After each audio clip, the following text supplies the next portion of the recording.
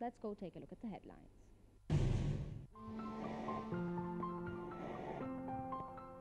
Wadi al-Safi, giant of Lebanese music, dies at 92. Wadi al-Safi, a Lebanese music legend renowned throughout the Arab world for his singing talent, has died at the age of 92. He passed away on Friday night. He was with his son in Mansouriya near Beirut when he began to feel unwell.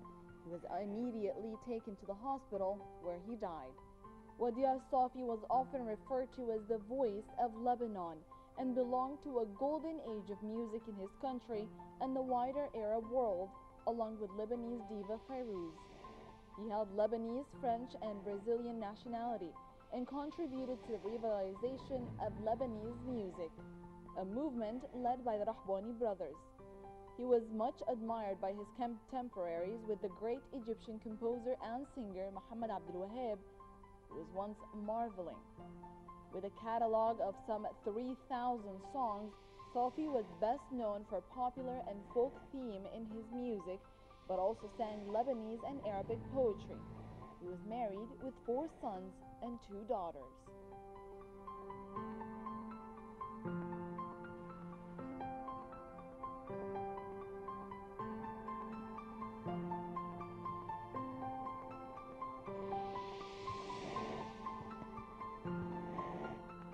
Arab Film Festival in Berlin announces call for entries.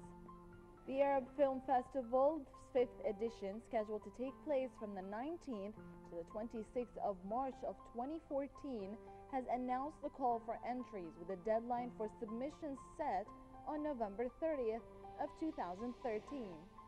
Film entries must be produced or co-produced by an Arab country, directed by an Arab filmmaker, or handle issues related to the Arab world.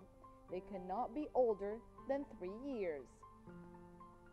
The main program will be screening a plethora of contemporary Arabic film productions, ranging from feature films to short films to documentaries, as well as experimental films and video art. It is worth mentioning that a number of festivals for Arab cinema have come to be held in Europe, the oldest of which is the Netherlands Arab Film Festival, Rotterdam.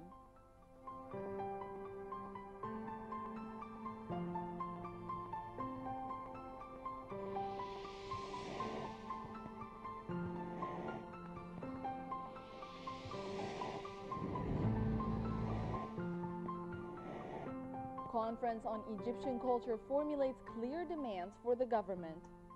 Egypt's Ministry of Culture recently held a 3-day public conference called the Egyptian Culture at the Forefront.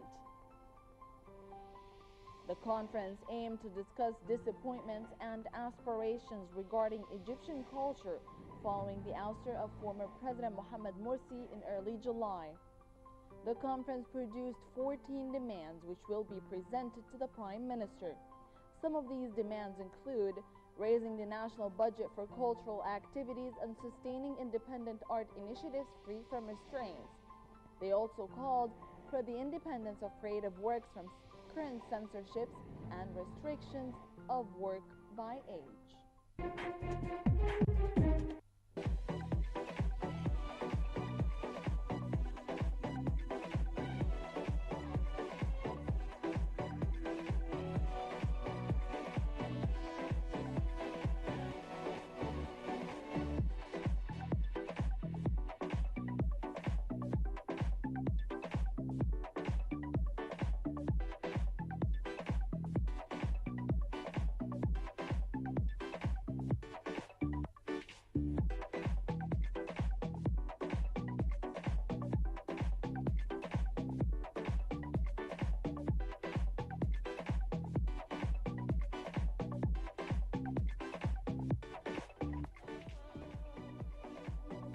Jewellery hosts an annual exhibition displaying the best artwork of Egyptian artists. This year, 60 artists took part in the exhibition displaying the best of their work. The artists, ranging from young artists to well-seasoned veterans, displayed a large array of different art forms, from marionette puppets to oil paintings to jewellery making.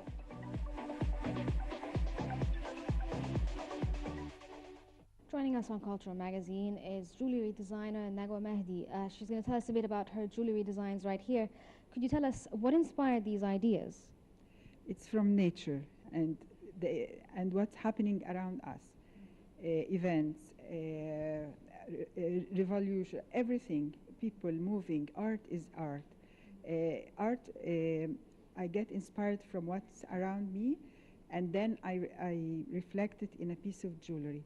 I love stones, rose stones. I love nature, rose stones and crystals. And with my eye, what I see, the beauty in it, I feel the responsibility that I'd love to, that everybody have my eye and look from the same point of view. So I start stones talks to me and silver sings. I pick the piece of stone, and with my silver, mold silver, melting silver around, and using the wire, silver or gold, as if it's my pen or my brush, and I surround it with my designs. I feel it's a beauty, and also, each country has its special own stones. So I feel also combining different kind of stones in one piece of jewelry. I feel like people are catching their hands all together, like speaking one language, appreciating art together. So it's a common language, feeling the art, appreciating it, and wearing and knowing about other stones. On the other hand, natural stones has healing properties. And this was a very important part in our culture, the Arabic culture, and Bedouins use it also as well. And nowadays, all these are back to the modern science of medication. They use it in healing. They use it in. It's lovely. It heals when you see it, and you feel like chemistry between you and the stones that suits you, makes you feel comfortable, and gives you a lot of benefit.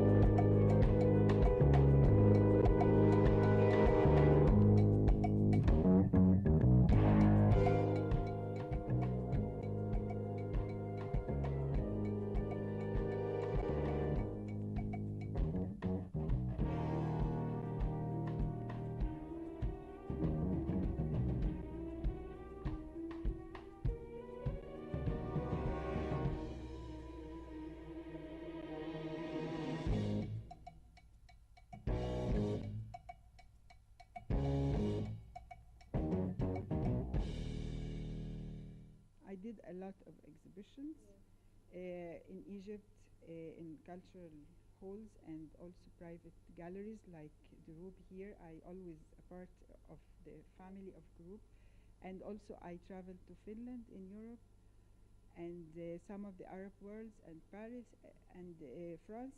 In Finland, I took their stone. They have exclusive stone. It's only in Finland and Madagascar. It's called spectrolite. I cut it and used with my own designs, my own silver designs, and I show it there in some of the exhibitions, and it was very well accepted and appreciated by Finns. They couldn't believe that their stones could be done in a different way, It's like, so it's very interesting. It's a part of art nowadays. It's before, piece of jewelry used to be the like a money bank, or to put your money in or invest your money in. But nowadays it's a piece of art.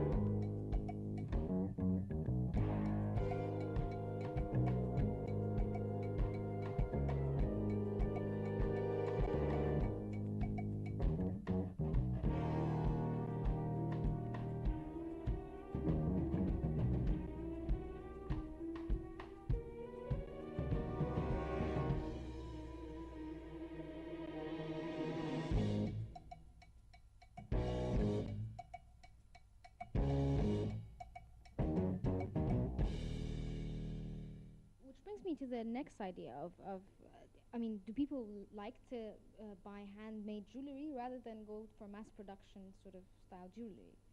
Yes, they like it, but it needs, of course, a special the culture, civilization, civilized people who appreciates a painting. The same person who appreciates a piece of jewelry that's made with art, not like mass production, and unique also.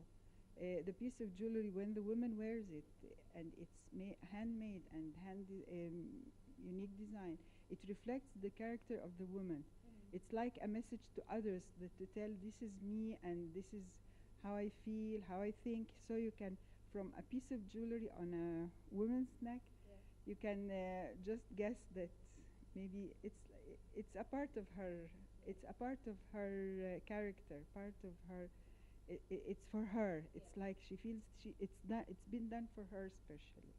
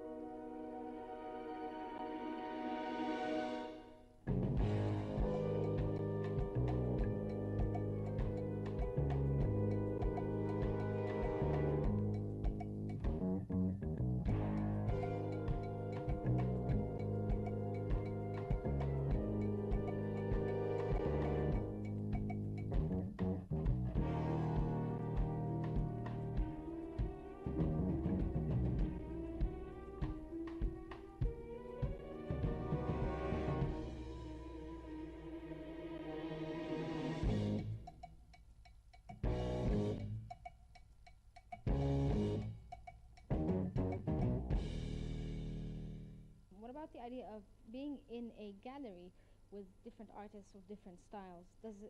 Talking to them, does it help you in terms of creativity and learning and getting new ideas? Yes, sure. It's always very, very useful to mix with different ideas, different culture, different thinkings. It's very useful, of course. It's very useful, and all this comes to the artist inside, and like